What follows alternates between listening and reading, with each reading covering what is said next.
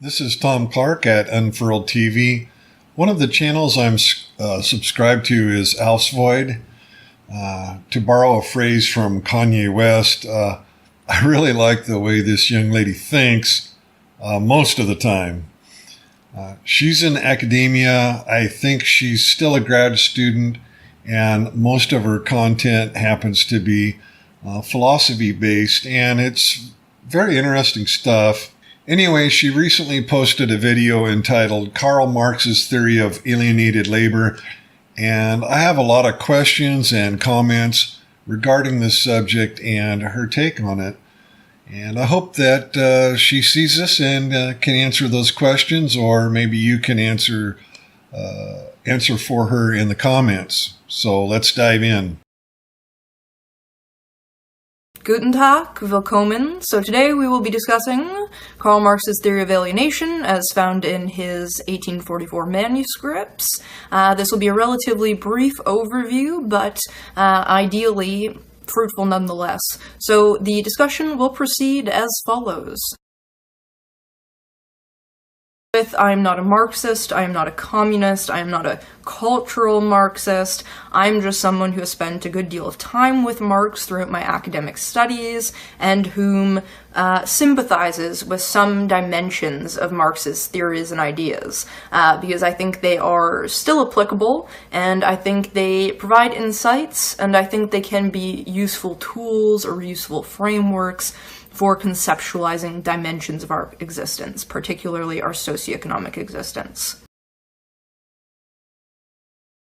Based upon her representation, I've watched this thing a couple of times now, and I have to disagree with this theory of alienation, that it provides any sort of insight and ever being a useful tool. I actually don't think it's useful in a cost-benefit analysis sort of way. Think of it in implementary terms.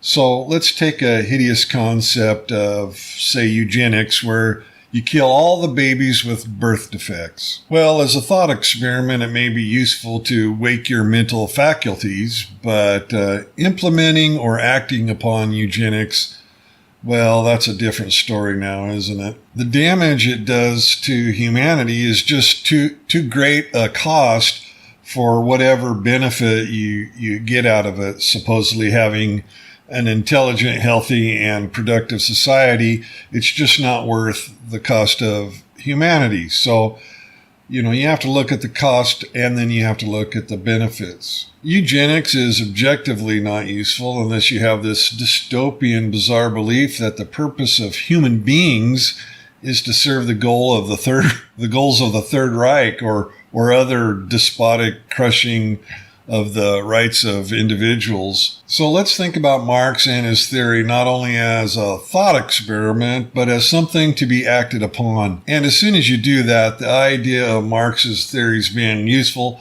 starts falling apart, I think, way apart. Since Marx has been foisted upon the minds of Western culture, of course we have to discuss it, and we should use it at least as a foil. But in and of itself, my claim is it's actually not useful. It's not useful insight, and actually it muddies the water, and it's misleading. The proof of that, if there is proof, would be in its implementation. Wouldn't you agree? I mean, isn't that how science is measured? You measure theories by thinking about it sometimes, but to measure whether the theory works or not, you have to have some kind of objective measurements.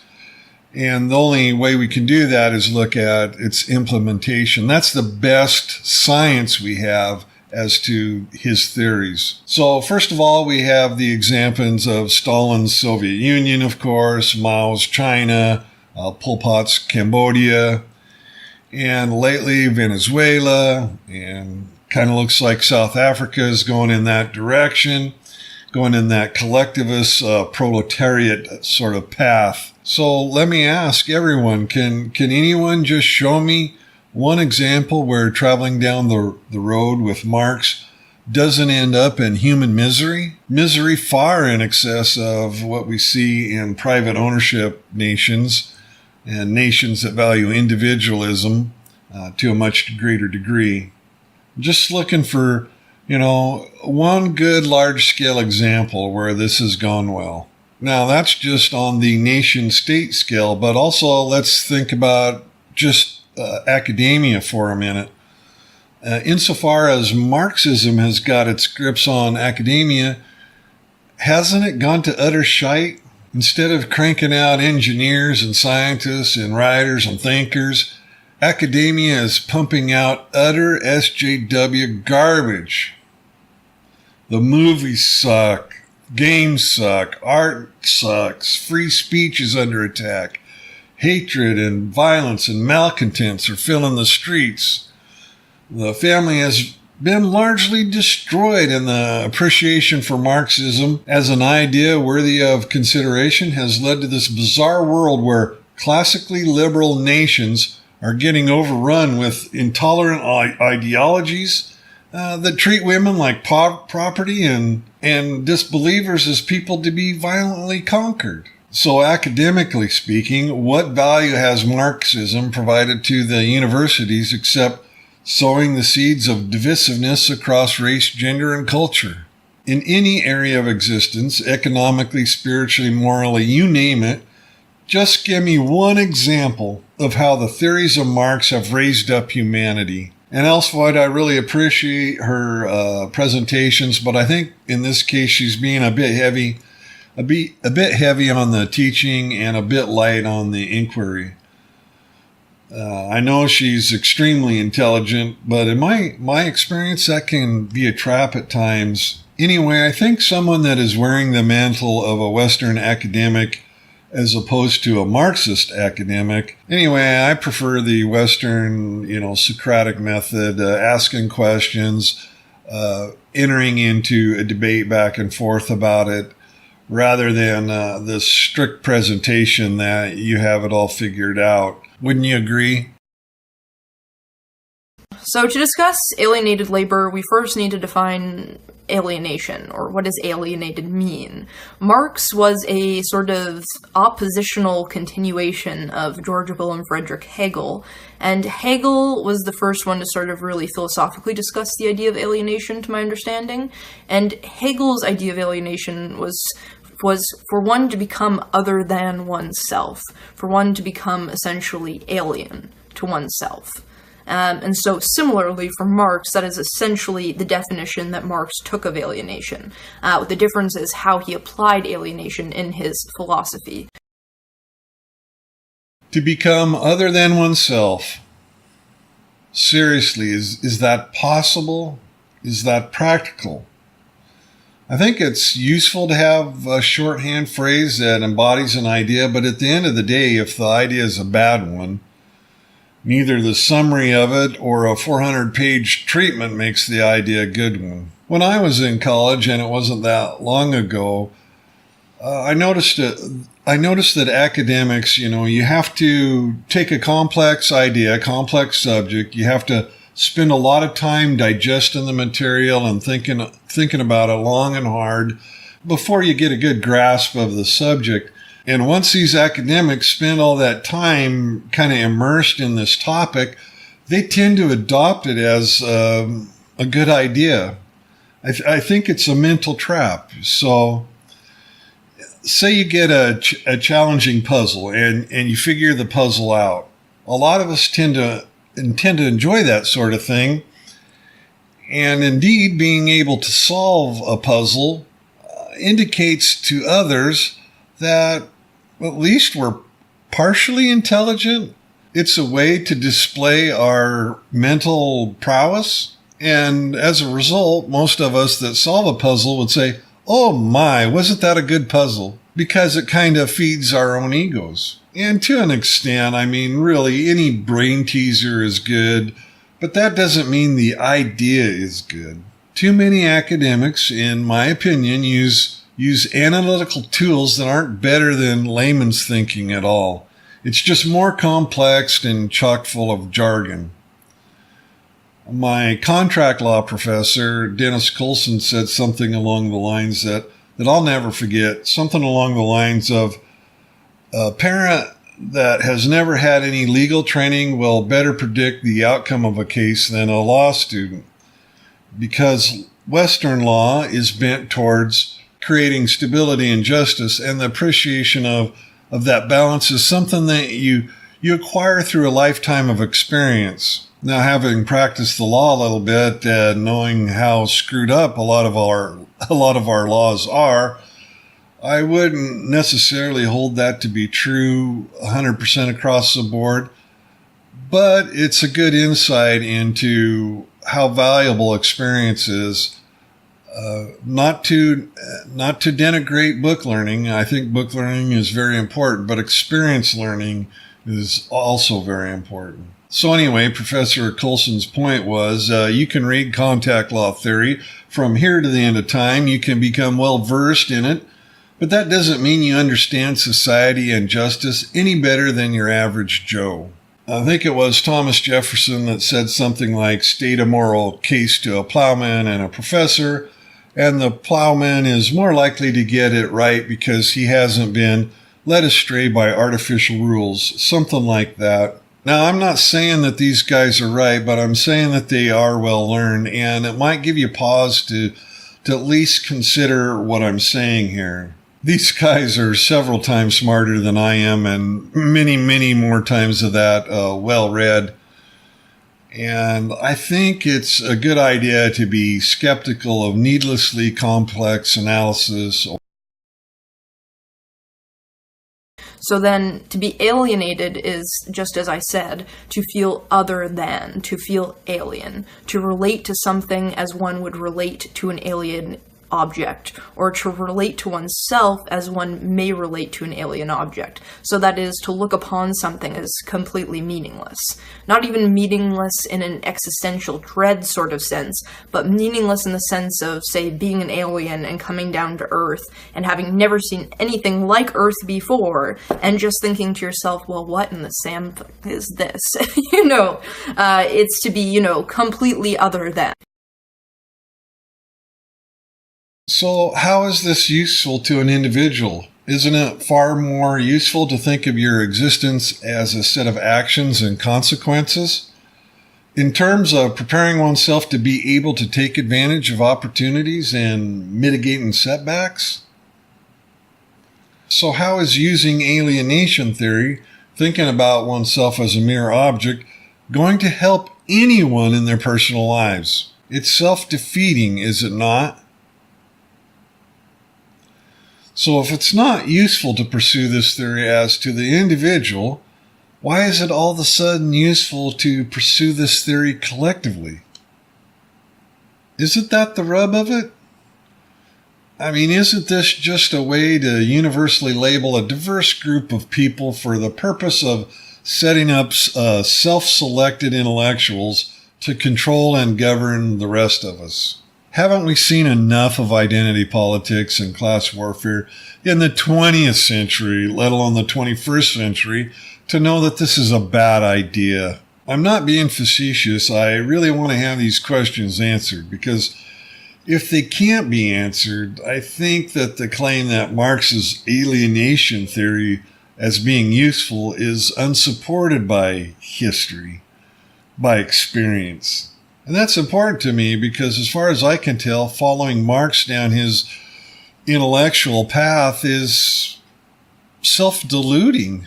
The delusions are so great that it's caused mass murder, mass unrest.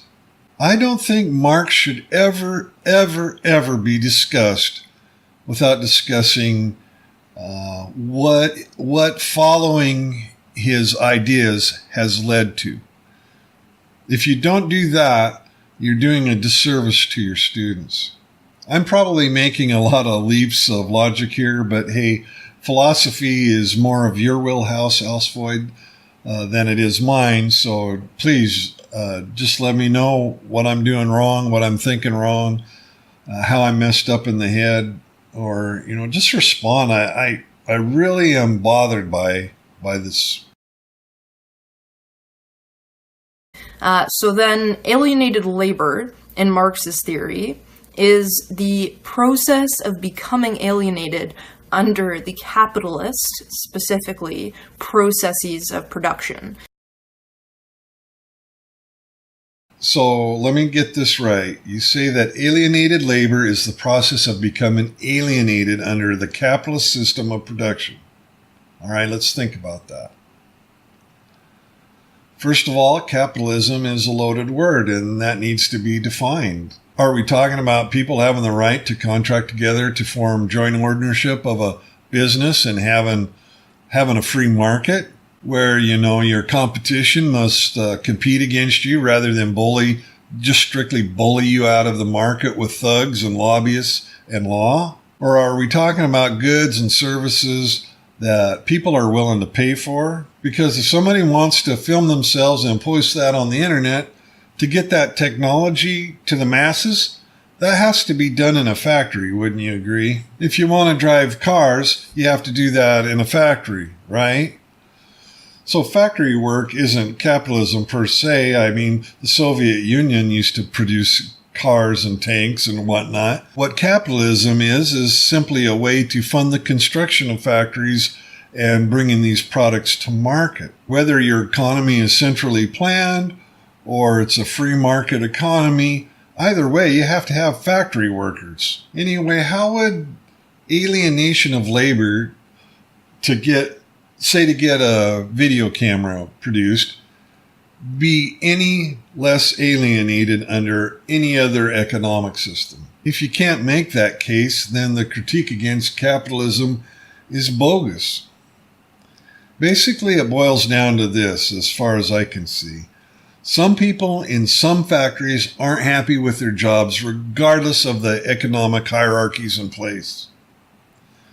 The only thing relevant to us, the supposed alienated person, is whether or not we're happy as the factory worker or whether or not the pay is worth it to me. In a free society, the individual has more power to seek other work, seek education, etc. In a centrally planned system set up by self-selected intellectuals, do you think the individual is going to have more or less mobility, more or less choice, more or less freedom, more or less self-fulfillment? In that centrally planned society, isn't the person going to need the government's permission to get off the factory floor? Isn't that what it gets down to? The government deciding whether you get the factory job or get out of the factory job versus you and your employer figuring out whether you want that job or not. And what that means in this context, capitalist processes of production, is simply any system, any socioeconomic system, wherein people are made to sell their labor to a business owner in return for wages.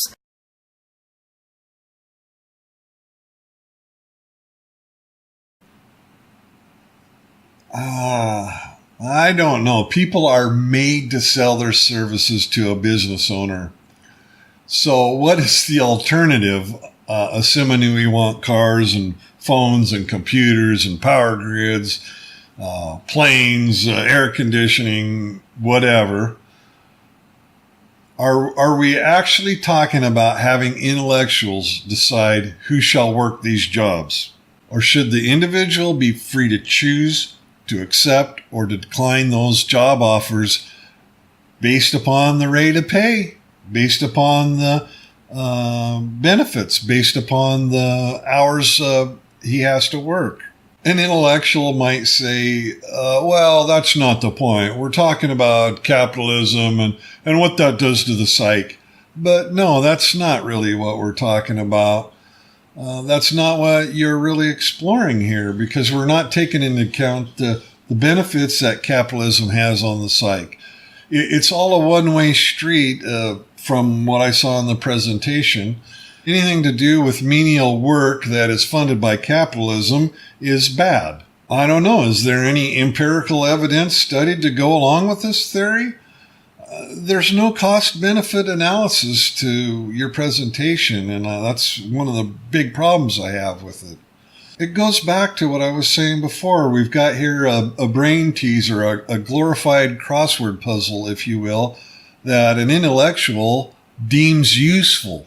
But where is the evidence of that? I would say no, it's not useful based upon what happens if you follow this path and you don't look at the cost-benefit analysis of all of this and come to the conclusion that it's a bad idea. If you just like, oh, this is a useful tool and leave it at that, no, that's not useful. It's not useful at all. To hold these ideas up for praise without pointing out its flaws, well, not only is that not useful, it's not even good thinking. Wouldn't you agree? I mean, look, if you take a theory but you don't apply it to the evidence in the real world, how is that good thinking? You're ignoring too much. When I went to college, I was taught that a good academic is well aware of all the sides to an argument and can state all of those sides in their best light. That a good academic will be able to deal forthrightly and honestly with criticism and evidence. And not only in your presentation did you not look at the available evidence when people follow the ideas of Marx out into the real world, you also suggested reading Marx without reading a thorough criticism of his ideas. So the student is only going to get one side of this equation. That's a bad reading recommendation from an academic standpoint, wouldn't you agree? From a propaganda standpoint, it's a good idea, but from an academic point of view, you want to look at all of the literature around this, and you can't do it in your initial reading list, but to just give the person the Marx's own ideas without any criticism of those ideas, so that there's a balance all through the process of studying Marx, that's kind of a bad idea. In the real world, there's just so much evidence to suggest that following the path of Marx is a really bad idea, that it leads to self-delusion that, well, for one thing, people believe this idea that people are going to cooperate and then there's going to be this new hierarchy that just never appears whenever it's attempted. Every time it's attempted, it turns into a totalitarian nightmare. But you would think that, oh, well, if somebody could just implement it correctly, then it wouldn't be bad. But we've never seen that. What we've seen is that people get so self-deluded that they'll do any inhumane thing to another person, march them out in the field, shoot them in the back of the head, starve them to death, march them off a cliff, whatever, We just never ever see a good outcome with this system. Now, later on, she gets into this idea that Marx says that people aren't really free to choose under capitalism whether they take or they stay in a crappy job. Basically, it's either that or starve. Well, I mean, as far as I'm concerned, she just made the case for capitalism there, or Marx did. If that's your choices, would you rather eat and work or not work and starve? Or do some other work that you find satisfying, like painting, and starve? If that's Mr. Marx's argument, it's very unconvincing. Anyway, if we take it down from that extreme, from what I gather is that the solution that Marx is offering is that people shouldn't take jobs that would lead them to better circumstances. Because it's much better to grow your own food, make your own furniture, and build your own house, because by golly, that makes you your own person. Look, if you want to live that sort of Luddite life, or even live in a commune that wants to do that, more power to you. You can do that in a capitalist society. The Amish come to mind, and I'm sure one can live within that frame and have a very, very fine life indeed. But the real question is, when you get right down to it, is do you want people to be forced to live like the Amish or not? Most people wouldn't choose that life. And another question I have is, who do you think will defend the Amish against foreign tyrants, but for A modern civilization, a modern liberal civilization, and an army that surrounds them and values their rights as individuals to live the life that they choose. A centrally planned existence where the state tells you what makes you happy probably is not going to make you happy. A centrally planned system that values the advancement of the system over the individual, that's probably not going to protect your right as the Amish. The fact of the matter is that we have this technology now. It exists, and wishing it away, it ain't going to happen. Humans are too ingenious for that. In a free society, you can live as a poet if you want to. You can live as a construction worker. You can live as an entrepreneur. You can live as a factory worker. It's up to you. Whether you succeed or not, that's mostly up to you and the people in your circle and how you go about your business. So if Marx doesn't have something better to offer than that, he can just shut his stupid pie hole for all I care. Anyway, I think I'll leave it there, Alfsvoid. I hope that you'll respond to my video and let me know if I'm just being willfully ignorant, an old fuddy-duddy, or what have you. I really like your channel, and keep up the good work. Take care.